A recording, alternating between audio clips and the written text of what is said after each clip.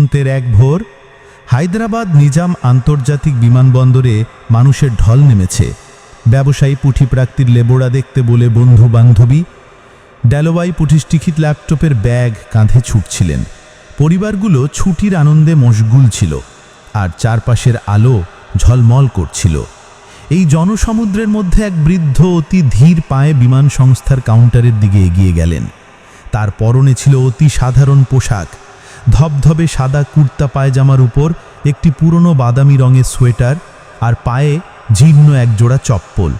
হাতে ধরা একটি প্লাস্টিকের আবরণে রাখা ছাপানো টিকিট, যা সম্ভবত অন্য কেউ তাকে দিয়েছিল। তার মুখমণ্ডলে ছিল এক অনাবিল প্রশান্তি, কিন্তু চোখে গভীর ক্লান্তি। যেন এক দীর্ঘ সফর শেষে তিনি এখন শুধু একটি নিশ্চিত আসনের ভরসা চাইছেন। তিনি কাউন্টারে দাঁড়ানো তরুণীর কাছে অতি নম্রভাবে জিজ্ঞাসা করলেন, মা, এটা আমার টিকিট, আসনটি কি নিশ্চিত? আমাকে লখনৌ যেতে হবে। তরুণীটি তাকে আপাদমস্তক একবার দেখে নিল, তারপর মুখ বেঁকিয়ে বলল, চাচা, এটা রেলওয়ে স্টেশন নয়, এখানে এভাবে বোর্ডিং হয় না, আগে থেকে অনলাইনে আসন নিশ্চিত করতে হয়। বৃদ্ধ মানুষটি সামান্য ঘাবড়ে গেলেন।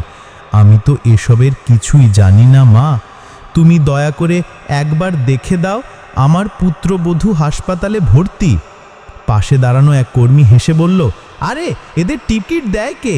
এরা শুধু ঘুরতে আসে। চাচা, বাড়ি ফিরে যান, এটা আপনার সাধ্যের বাইরে। ভিড়ের মধ্যে কেউ কেউ দৃশ্যটা দেখলেও কিছু বলল না। কারো হয়তো তাড়া ছিল, আবার কারো কাছে এটা তেমন গুরুত্বপূর্ণ বলে মনে হলো না। বৃদ্ধ আবার অনুরোধ করলেন, কম্পিউটারে শুধু একবার দেখে নাও মা, টিকিটটা আসল কিনা। এবার তরুণীটি টিকিটটা হাতে নিল এবং না দেখেই ছিঁড়ে ফেলল। তারপর চিৎকার করে বলল, মহাশয়, দয়া করে এখান থেকে যান, আপনাকে এখানে অনুমতি দেওয়া হচ্ছে না। বৃদ্ধ হতবম্ব হয়ে দাঁড়িয়ে রইলেন। তার হাতে এখন শুধু ছেঁড়া টিকিটের অর্ধেকটা। কয়েক মুহূর্তের জন্য তার মুখটা শূন্য হয়ে গেল। তারপর তিনি মাথা নিচু করে সেই ভিড়ের মধ্যে হারিয়ে গেলেন। বাইরে বিমানবন্দরের প্রবেশদ্বারের কাছে একটা বেঞ্চে এসে বসলেন তিনি। ভোরের কাঁপুনি ধরানো ঠান্ডায় তার হাত কাঁপছিল, কিন্তু মুখে কোনো ক্রোধের চিহ্ন ছিল না, ছিল শুধু এক গভীর স্থবিরতা। তিনি কুর্তার পকেট থেকে একটি পুরানো কিপ্যাডওয়ালা ফোন বের করলেন, যার স্ক্রিনটা প্রায় ভাস্যা। তিনি একটি নম্বর মেলালেন। তার কণ্ঠস্বর ছিল মৃদু, কিন্তু শব্দগুলো ছিল অত্যন্ত স্পষ্ট। হ্যাঁ, আমি বিমানবন্দরেই আছি, যা আশঙ্কা করেছিলাম তাই হয়েছে। এখন আপনাকে অনুরোধ, সেই আদেশ জারি করুন। হ্যাঁ, ঠিক এখনই। ফোনটা কেটে দেওয়ার পর তিনি এক দীর্ঘশ্বাস ফেলে চোখ বন্ধ করলেন। ভিতরে বিমানবন্দরে তখন হুলুস্থুল কাণ্ড। ব্যবস্থাপক কাউন্টারের কর্মীদের ডেকে পাঠালেন, সব বোর্ডিং প্রক্রিয়া বন্ধ করো, উড়ানের ছাড়পত্র আদেশ স্থগিত করা হয়েছে, কোনো বড় সমস্যা হয়েছে। কয়েক মিনিট পরেই নিরাপত্তা প্রধানের ফোন বেজে উঠল। বেসামরিক বিমান চলাচল কর্তৃপক্ষ থেকে ফোন, আজকের সমস্ত উড়ান স্থগিত করা হয়েছে। এটা কি কোনো বিশেষ গুরুত্বপূর্ণ ব্যক্তির মামলা? বিভ্রান্ত কর্মীরা ভাবতে লাগলো, কে অভিযোগ করল? ঠিক তখনই একটি কালো গাড়ি বিমানবন্দরের প্রবেশদ্বারে এসে থামল। তিনজন ব্যক্তি বেরিয়ে এলেন, একজন বিমান সংস্থার বরিষ্ঠ আধিকারিক, একজন ব্যক্তিগত সহকারী এবং একজন উচ্চপদস্থ নিরাপত্তা কর্মকর্তা। বৃদ্ধ ব্যক্তিটি এবার উঠে দাঁড়িয়ে গাড়ির দিকে না গিয়ে সেই প্রবেশদ্বারের দিকেই এগিয়ে গেলেন, যেখানে কিছুক্ষণ আগে তাকে উপহাস করা হয়েছিল।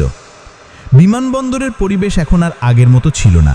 কিছুক্ষণ আগে যেখানে চায়ের কাপে চুমুক আর হাসি মুখে উড়ানের ঘোষণা হচ্ছিল, সেখানে এখন কবরের নিস্তব্ধতা। উড়ান বোর্ডিং বন্ধ।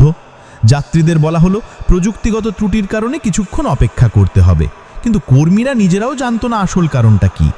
ঠিক তখনই সেই বৃদ্ধ ব্যক্তি আবার কাউন্টারে উপস্থিত হলেন। এবার তার সঙ্গে ছিলেন বিমান সংস্থার চিফ অপারেশনস অফিসার, বেসামরিক বিমান চলাচল কর্তৃপক্ষের একজন বরিষ্ঠ উপদেষ্টা এবং একজন বিশেষ নিরাপত্তা কর্মকর্তা। কাউন্টারের কর্মীরা জমে পাথর হয়ে গেল। যারা তাকে উপহাস করেছিল তাদের কপালে এখন বিন্দু বিন্দু ঘাম। বৃদ্ধ মানুষটি সেই কাউন্টারের দিকে এগিয়ে গেলেন যেখানে তার টিকিট ছেঁড়া হয়েছিল। তিনি কিছু না বলে শুধু পকেট থেকে একটা কার্ড বের করলেন। তাতে লেখা ছিল, মির্জা আসলাম বেগ, প্রবীণ নাগরিক এবং বেসামরিক বিমান পরিবহন মন্ত্রণালয়ের মুখ্য উপদেষ্টা, প্রাক্তন মহানির্দেশক, বেসামরিক বিমান চলাচল কর্তৃপক্ষ। ব্যবস্থাপকের মুখ ফ্যাকাশে হয়ে গেল। কর্তৃপক্ষের অফিসার ক্রুদ্ধ কণ্ঠে বললেন, আপনারা তাকে অপমান করেছেন এবং তার পরিচয় না জেনে টিকিট ছেড়ে ফেলেছেন। কাউন্টারের মেয়েটির হাত থেকে ছেঁড়া টিকিটের টুকরোগুলো খসে পড়ল। প্রথমবারের মতো মির্জা সাহেব কথা বললেন। তার কণ্ঠে ক্রোধ ছিল না, ছিল শুধু গভীর বেদনা। আমি চিৎকার করিনি, কারণ জীবনে অনেক কিছুই দেখেছি, কিন্তু আজ দেখলাম ইনসানিয়ত কতটা অন্তঃসার হয়ে গেছে। তুমি আমার টিকিট ছেড়োনি, তুমি সম্মানের ভিত্তি প্রস্তরটাকেই উপড়ে ফেলেছ।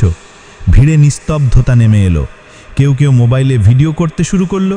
বিমান সংস্থার সিনিয়র ম্যানেজমেন্টে এগিয়ে এলো।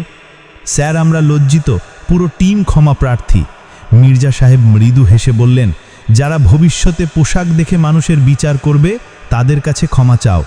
আমার চলে যাবার পরেও যেন আর কাউকে এই অপমান সহ্য না করতে হয়। সিদ্ধান্ত দ্রুত নেওয়া হলো। যে 2 কর্মী টিকিট ছিঁড়েছিল তাদের সাময়িকভাবে বরখাস্ত করা হলো। বিমানবন্দরের সকল কর্মীদের জন্য প্রবীণদের সম্মান ও বৈষম্য নিয়ে বাধ্যতামূলক প্রশিক্ষণের নির্দেশ দেওয়া হলো। সবচেয়ে গুরুত্বপূর্ণ, বেসামরিক বিমান চলাচল কর্তৃপক্ষ বিমান সংস্থাটিকে 1 সপ্তাহের সতর্কতা দিল। প্রবীণ নাগরিকদের সঙ্গে এমন ঘটনার পুনরাবৃত্তি হলে লাইসেন্স স্থগিত করার ব্যবস্থা নেওয়া হবে। মির্জা সাহেবের মুখ এখন শান্ত। তিনি কাউকে অপমান করলেন না, প্রতিশোধও চাইলেন না। নিঃশব্দে সত্যের আয়নাটা সবার সামনে তুলে ধরলেন। তিনি যখন প্রবেশদ্বারের দিকে হাঁটতে শুরু করলেন, কেউ তাকে বাধা দিল না। একজন কর্মী ছুটে এসে বলল, স্যার, দয়া করে বসুন, আমরা আপনার জন্য বিশেষ লাউঞ্জের ব্যবস্থা করছি। মির্জা সাহেব বললেন, না মা, আমার ভিড়ের মধ্যেই বসতে ভালো লাগে, সেখানেই মানবিকতার আসল রূপটা দেখা যায়। তিনি অপেক্ষারত যাত্রীদের বসার জায়গায় এক কোণে বসে পড়লেন। সবার চোখ তার ওপর, কিন্তু দৃষ্টির ভাষা বদলে গিয়েছিল। কেউ অনলাইনে তার নাম খুঁজছিল, কেউ জিজ্ঞাসা করছিল, ইনি কে? যারা খুঁজে পেল তাদের মুখে বিস্ময়। মির্জা আসলাম বেগ কোনো সাধারণ বৃদ্ধ ছিলেন না, তিনি ছিলেন বেসামরিক বিমান চলাচল কর্তৃপক্ষের প্রথম সংস্কার নীতি বোর্ডের চেয়ারম্যান, যার নেতৃত্বে ভারত প্রথমবারের মতো প্রবীণ বান্ধব বিমান নীতি চালু করেছিল, যা হাজার হাজার প্রবীণ নাগরিককে উপকৃত করেছিল। তিনি বড় বড় আন্তর্জাতিক বিমান প্রকল্পের প্রধান উপদেষ্টা ছিলেন এবং নিশান-এ-হুরমতে সম্মানিত হয়েছিলেন, কিন্তু কখনো তা প্রচার করেননি। তার পরিচয় কোনো ভিআইপি পাসে ছিল না, ছিল তার সরলতা ও দূরদৃষ্টিতে। এত বছর পর কেন ফিরলেন? একজন সাংবাদিক ধীরে ধীরে তার কাছে গিয়ে জিজ্ঞাসা করলেন, স্যার, যখন আপনাকে অপমান করা হলো তখন আপনি চুপ ছিলেন কেন? মির্জা সাহেব হেসে বললেন, এক সময় আমি এই বিমানবন্দরেই উর্দি পরে আদেশ দিতাম। আজ সেই বিমানবন্দরেই আমি সাধারণ মানুষ হয়ে অপমান সহ্য করছিলাম। শুধু জানতে চেয়েছিলাম, আমাদের তৈরি করা আইনগুলো কি শুধু কাগজের ফাইলে বন্দী, নাকি মানুষের হৃদয়েও তার কোনো স্থান আছে? তার ফিরে আসার একটি উদ্দেশ্য ছিল। এই বিমান সংস্থাটি তার পুরনো পেনশন ফান্ড কোম্পানির একজন বিনিয়োগকারী ছিল। তিনি শুধু দেখতে এসেছিলেন যে এই দেশে এখনও প্রবীণদের সম্মান দেওয়া হয় কিনা। তার অভিজ্ঞতা তাকে শিখিয়েছিল, একটা সিস্টেমের শক্তি তার প্রযুক্তিতে নয়, তার সংবেদনশীলতায়। যে কাউন্টার কর্মীরা তাকে উপহাস করেছিল, তারা এখন মাথা নিচু করে দাঁড়িয়েছিল। মির্জা সাহেব একজন তরুণ কর্মীকে কাছে ডাকলেন। ছেলেটি কাঁপছিল। বেটা, তুমি আমার টিকিট ছিঁড়েছিলে, জীবনে আর কখনো কারোর সম্মান ছিল না। এই চেয়ারগুলো বদলে যাবে, কিন্তু তোমার চিন্তাভাবনাই তোমাকে মানুষ বানাবে, অথবা শুধু একটা যন্ত্র। লাউঞ্জের প্রতিটি যাত্রী আজ কিছু শিখে গেল।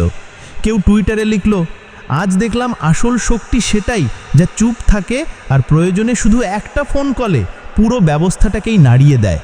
একজন বয়স্ক মহিলা হেসে বললেন, তিনি একা ছিলেন না, তার সঙ্গে ছিল তার সারা জীবনের অভিজ্ঞতা। শাহী বিমানের 404 নম্বর উড়ান লখনৌয়ের জন্য বোর্ডিং শুরু হওয়ার ঘোষণা হলো, কিন্তু আজ কোনো যাত্রীর ততটা তাড়াহুড়ো ছিল না যতটা সাধারণত হয়। সবার চোখ ছিল সেই বৃদ্ধ মানুষটির উপর, যিনি একটি ছেঁড়া টিকিট দিয়ে পুরো ব্যবস্থার ভিত কাঁপিয়ে দিয়েছিলেন। মির্জা সাহেব ধীরে ধীরে উঠে তার পুরনো বিবর্ণ ব্যাগটি তুললেন, যাতে যেন ইতিহাসের ভার ছিল। তিনি প্রবেশদ্বারের দিকে এগিয়ে গেলেন। পথে সেই ব্যবস্থাপক যিনি তাকে অপমান করেছিলেন হাত জোড় করে দাঁড়িয়েছিলেন। স্যার, দয়া করে একটিবার ক্ষমা করে দিন। মির্জা সাহেব থামলেন, তার চোখে চোখ রেখে বললেন, ক্ষমা করে দেব, তবে এক শর্তে। প্রত্যেক যাত্রীর কাছে ক্ষমা চাও যারা তোমার কথায় আঘাত পেয়েছে, এবং প্রত্যেক প্রবীণকে নম্রতার সঙ্গে দেখো যারা তোমার সিস্টেমের নীরব বেঞ্চে বসে থাকে। প্রবেশদ্বারে পৌঁছতেই বিমান সংস্থার সিনিয়র টিম ফুলের তোড়া এবং ভিআইপি চেয়ার নিয়ে অপেক্ষা করছিল। তিনি হেসে প্রত্যাখ্যান করলেন, আমি ভিআইপি নয়, আমি একটি জীবন্ত রিমাইন্ডার যে বার্ধক্য বোঝা নয়, সমাজের ভিত্তি। নিচে যে কর্মীদের কারণে এই বিশৃঙ্খলা শুরু হয়েছিল তারা তখনও সেই ছেঁড়া টিকিটের দিকে তাকিয়েছিল। তাদের একজন ধীরে ধীরে বলল, আমরা ওনার টিকিট ছিঁড়িনি, আমরা আমাদের চিন্তার পর্দা ছিঁড়েছি। মানুষের পরিচয় তার পোশাকে নয়, সেই ক্ষতের মধ্যে যা সে নীরবে সহ্য করে এবং তারপরেও হেসে ক্ষমা করে দেয়। যাকে তুমি সাধারণ ভেবেছিলে সেই হতে পারে তোমার